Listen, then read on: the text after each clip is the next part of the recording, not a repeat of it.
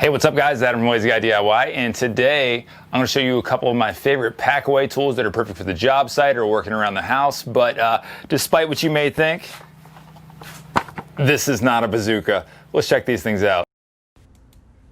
First up is the DeWalt 33-inch folding portable workbench. This thing can support up to 1,000 pounds. I've been using it a lot outside my shop for holding my miter saw and table saw if I'm working outside. It's great because it's a large work surface and it folds flat and folds down in less than 3 seconds. It's got a variety of options here for clamping. It's great with that little extra leaf in there. I will say that it is a little bit wobbly if you're doing any sort of hard like planing or anything. You see a little bit of movement there, but it is a great flat work surface to have, and you see it has dog holes here, which is also good for securing the surface. But this thing folds down flat immediately. It's a great little tool.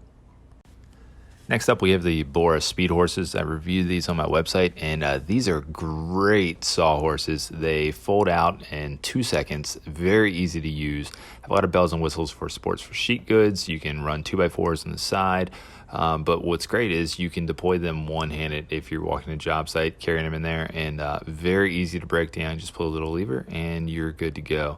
Just pack them up, turn them over, walk off with them. Last up is the DeWalt 20 volt max tripod light, and I've done a lot of LED work light reviews on my website, but this is by far the biggest one.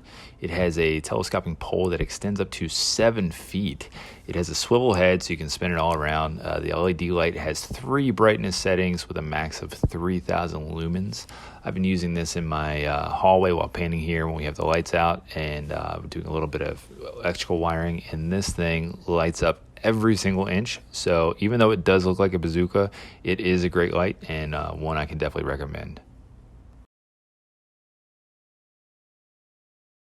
Now that you've had a quick look at these tools, let me know in the comments exactly what you think of these. If you have them, if you love them, if you hate them, whatever, just let me know. And if you have one that needs to be added to this list, let me know and I'll see if it's something I can test. But other than that, guys, I hope you enjoy it. Make sure you subscribe to my channel over here. And if you really like this review, check out this review up here of another tool that is awesome. So check it out, guys, and see you soon.